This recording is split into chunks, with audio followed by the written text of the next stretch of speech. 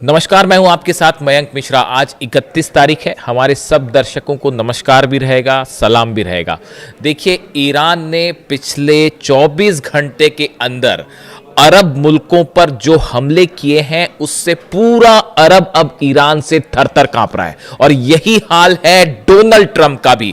Donald Trump Iran के सामने एक बार फिर झुक गए हैं। डोनाल्ड ट्रंप ने घुटने टेक दिए। ऐसा मैं क्यों कह रहा हूं, आपको ये एक्सप्लेन किया जाएगा। देखिए, कल 3-4 खबरें हैं। पहले जॉर्डन की बात करते हैं। कल जब जॉर्डन पर स्ट्राइक हुई सुबह, ईरान की तरफ से जब पलटवार किया गया, तभी मैंने आपको कहा था कि जॉर्डन के बेसिस पर एक बार फिर बड़ा नुकसान हो गया है। और देखिए, अब आईआरजीसी की तरफ से, ईरान की तरफ से बड़ा क्लेम आ गया है।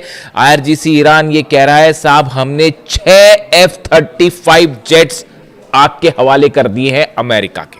उसमें से 3 F-35 जेट के ऊपर मिसाइल्स गिरी हैं, वो पूरी तरह से तबाह है। और पास ही हैंगर में 3 और F-35 जेट खड़े थे, उनमें भी आग लगी है और वो डैमेज हो गए। यानी 6 F-35 जेट का नुकसान, ऐसा ईरान दावा कर रहा है। और साथ ही ये भी कह रहा है कि जॉर्डन के इजराक बेस पर जो मेंटेनेंस करने वाले लोग थे वहां पर, अमेरिका के सोल्जर्स, अमेरिका के अधिकारी, उनमें से कई की मौत का दावा भी ईरान ने किया है। यानी जॉर्डन एक बार फिर धुआं है। कल जब ये हमले हुए थे, जब खबरें आ रही थी कि हज कासिम और खैबर मिसाइल्स दागी गई हैं और जॉर्डन में ब्लास्ट हो रहे हैं, तो तमाम कई अखबार ये चला रहे थे कि जॉर्डन ये कह रहा है कि मिसाइल्स रोक दी गई। तभी हमने ये कहा था कि जरा कुछ घंटे रुक जाइए, फिर देखिए क्या होता है। हालांकि अमेरिका ने अभी भी क्लेम कुछ नहीं किया है। ये बात हुई जॉर्डन की। अभी मैं सऊदी पे आ रहा हूं। अभी पहले जो सीधे हमले हुए थे, जरा उनकी बात कर ली जाए। इसके अलावा बहरीन चलते हैं। Iran claims is struck a key US military base in Bahrain, home to the US navy's 5th fleet. Tehran says its Arash drone force targeted Sheikh Isa airbase under the latest phase of operation Thunder, calling it the retaliation for recent American air strikes. जो Bahrain का base है Sheikh Isa airbase, इसके ऊपर आरश drone से जबरदस्त strikes हुई है। और बहरीन के इस 5th फ्लीट में, जहां 5th फ्लीट का दफ्तर है, बेसेस हैं, उस पर भी एक बार फिर से नुकसान की खबरें। यानी बहरीन को भी जो है वो जबरदस्त हमले किए गए। कुवैत की कल जो स्ट्राइक्स हुई है, जिसमें एक चाइना की कंपनी पर भी हमला हो गया, और वो एक जो है वो मिसाइल अटैक चाइना की कंपनी पर भी हो गया, वो भी एक खबर थी।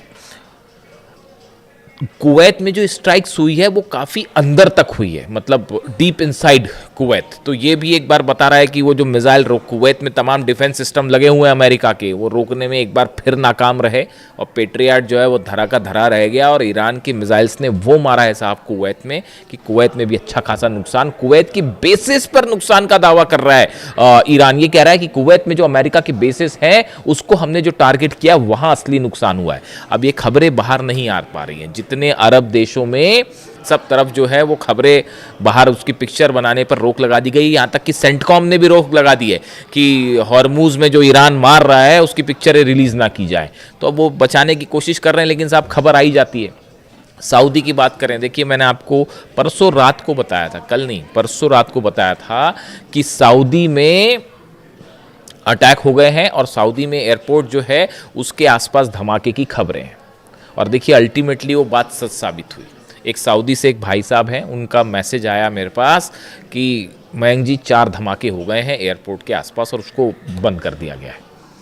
तो जब खबरें, इसीलिए खबरें कई बार सटीक साबित हो जाती है, क्योंकि खबरें पहुंचाने वाले भी आप ही लोग हैं। जब कतर पे हमला होता है तो वहाँ से तुरंत मैसेज आ जाते हैं, वहाँ पे जैसी धमाके की आवाज़ आती है तो मोबाइल पे तुरंत मैसेज आता है कि मयंक जी धमाके हो गए, हमला हो गया है। तो इसलिए अपना इनपुट जो है ना वो ग्राउंड, उसके लिए किसी अमेरिका की एजेंसी का वेट करने की ज़रूरत नहीं है, ना ही किसी अरब देश की एजेंसी का वेट करने की ज़रूरत है, ना किसी के दावे की ज़रूरत है। तो यही मेरी सबसे बड़ी स्ट्रेंथ है कि जो है मेरे पास सीधे मैसेज आते हैं। कतर से मैसेज आता है, साहब मैं कतर में हूँ, देखिए धमाके की खबरें आ रही है। मैं सऊदी में हूँ एयरपोर्ट के पास। तो आप लोगों का बहुत बहुत शुक्रिया, इसीलिए खबरें सटीक साबित होती हैं। अब चलते हैं सऊदी। देखिए सऊदी में बहुत बड़ा डेवलपमेंट है, बहुत बड़ा डेवलपमेंट। सऊदी पर जो हमले हुए, हुती ने भी हमले किए, ईरान की तरफ से भी। अब देखिए क्लेम तो कोई कुछ नहीं कर रहा, लेकिन वो 4 ड्रोन कहाँ से आए वो आप ही समझ सकते हैं। उसके बाद हालात ये है कि मोहम्मद बिन सलमान ने अपने डिफेंस मिनिस्टर को भेजा अमेरिका, और वहाँ पे जाके बात ये हुई है, पूरा देखिए सऊदी का तेल रोक दिया गया है। अरब लाल सागर में बाबल मंदेब बंद है। उसके बाद सऊदी के पूरे पोर्ट्स भी खाली पड़े हुए हैं, सऊदी अपना तेल कहीं नहीं बेच पा रहा। अब वो मोहम्मद बिन सलमान इस डर में है, इस खौफ में है, बताया जा रहा है सऊदी अरब इस खौफ में है कि कहीं हम किसी लंबी लड़ाई में ना फंस जाएं। लंबी लड़ाई में फंसने का मतलब है जब अमेरिका को धो धो के पीट रहा है ईरान, तो इनका क्या होगा जरा अंदाज लगाइए। तो मोहम्मद बिन सलमान की तरफ से एक नया प्रस्ताव आ गया है कि मुस्लिम और अरब देशों के और तमाम दुनिया के मुल्क मिलकर एक फोर्स बनाए जो कि समंदर में जहाज़ों की, ऑयल टैंकर्स की रक्षा करेंगी। अब 14 मुस्लिम देश जिसके लिए राजी भी हो गए, वो तमाम देश हैं, उसमें जॉर्डन भी है, कुवैत भी है और इजिप्ट भी है, तमाम देश, सऊदी है, तमाम 14 देश जो है उसके लिए राज़ी हो गए। अमेरिका भी उस पर शामिल हो गया और भी शायद कुछ शामिल हो जाएं। तो अब ये 14 देशों की एक फोर्स मिलेगी जो मिल के लाल सागर में टैंकर की रक्षा करेगी, और अभी प्लान लाल सागर तक का, फिर अल्टीमेटली वो हॉर्मुज भी आ जाएगा। यानी आप प्लान देख रहे हो अमेरिका का कि इन मुस्लिम, देखिए प्लान बड़ा एक सूत्री चल रहा है। अगर आप पिछले 7-8 दिन के डेवलपमेंट देखें, सऊदी की जंग में एंट्री हो जाना, उसके बाद जो है वो धीरे से मामले को इस तरह से रुख देना कि जो है मुस्लिम देशों को एकजुट करने की कोशिश है, असल में ये ईरान के खिलाफ जो कहानी है वो ये। देखिए ये बात साफ है कि अमेरिका अकेले मिलके तो ईरान का कुछ नहीं बिगाड़ सकता, और बहुत ही मुंह की खा रहा है अमेरिका। ये जो F-35 जलने के दावे हैं, सोल्जर्स मरने के दावे हैं, यानी आप इससे बड़ी अमेरिका की हार कोई नहीं हो सकती। और डोनाल्ड ट्रंप का विरोध अमेरिका में खुद शुरू हो गया कि आप कर क्या रहे हो, विदेश नीति में आप कुछ नहीं कर पाए, अब्बास अराक्ची अकेले ठोक रहे हैं साहब। बताइए, सब पूरी रिजिम जो है वो हमले कर करके आपने इन पे हमला, उन पे हमला, अब्बास अराक्ची अकेले भारी पड़ रहे हैं सब पे, और मुस्तफा खामेनी और वो जो है वो अपनी पॉलिसी पे जो है वो भारी पड़ रहे हैं, झुकने को तैयार नहीं, झुकने का कोई सवाल ही नहीं है। और अहमद वाहिदी साहब की जो रणनीति है उस पर चल के अब ईरान भारी पड़ गया है सब पर। यानी आप देखिए, कोशिश हो रही कि 14 देशों को, मुस्लिम देशों को और बाकी भी जो इसमें शामिल हो जाएं, उनको ईरान के खिलाफ कर दिया जाए और एक ऐसा रुख रख लिया जाए कि सब एकजुट हैं ईरान के खिलाफ। इजराइल को भी उसमें शामिल कर लीजिए। उसके बाद भी पूरा अरब एक तरफ है, अमेरिका साथ में है, इजराइल साथ में है, यूरोपीय देश शामिल हैं, सब मिलके भी ईरान का कुछ नहीं बिगाड़ पा रहे और ईरान भारी पड़ रहा है। जिस स्तर पर देख लीजिए आप, जॉर्डन पिट रहा है, कुवैत पिट रहा है, बहरीन पिट रहा है, इराक में जो अमेरिकन बेसिस हैं वो तबाह है, सऊदी पर हमले हैं, यूएई पे भी बीच बीच में जो है स्ट्राइक हो जाती है, वो अलग हमले दे रहा है। ये सब अरब देश मिलके ईरान का कुछ नहीं बिगाड़ पा रहे। ईरान अकेला इन सब अरब मुल्कों पर भारी पड़ रहा है साहब। और हकीकत ये, कल मेरे पास ईरान से एक मैसेज आया, ईरान के एक भाई साहब का कल मेरे पास मैसेज आया, बोले ये सऊदी ने जो करबला के ज़ायरीन पर हमला किया ना मयंक भाई, इसको लेकर इतना गुस्सा है, ये माफ नहीं करेगा ईरान कभी इसको लेकर। इमाम हुसैन साहब जो है आदर्श हैं करोड़ों लोगों के और बेहद सम्मानीय, उनके दर्शनों को जो ज़ायरीन जा रहे हैं, इमाम हुसैन साहब की दरगाह पर जो दर्शनों के लिए जा रहे हैं, उन पर सऊदी मिसाइल मारता है, उस पर एयरजेट से हमले होते हैं कि आपको पता नहीं था आप किस पर हमले कर रहे हो। इसको लेकर भयंकर गुस्सा है साहब। हिंदुस्तान में गुस्सा है, मैं हिंदुस्तान में बात कर रहा हूं, लोग गुस्से से जो है उबल रहे हैं कि आपको इतनी शर्म नहीं थी कि आपने जो है वहां के ज़ायरीन पर हमला कर दिया। और लेकिन आप देखिए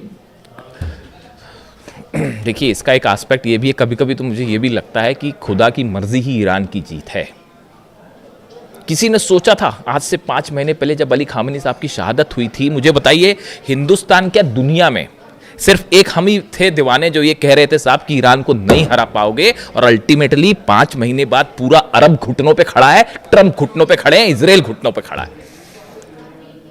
दावा सच साबित हुआ ना, वो इसीलिए साबित हुआ कि ईरान का डीएनए क्या है वो हम समझ पा रहे थे। पिछले 2 साल से जो मैं वीडियो बना रहा था कि आप तमाम टेक्नोलॉजी ले आई, कुछ नहीं फर्क पड़ता उससे।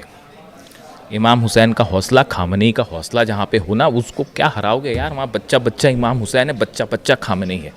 पूरे अरब आ जाए, पूरी फोर्स लगा लो, ये 14 की 14 फोर्स, देखिए ये साजिश है, ये हॉर्मुज की साजिश है। बाबल मंदेब छोड़ दीजिए, अमेरिका कोई चिंता नहीं है सऊदी की, हकीकत ये अमेरिका को किसी की कोई चिंता नहीं है। तमाम एक्सपर्ट से कहते हैं उनका अपना बिजनेस है, अपना फायदा है।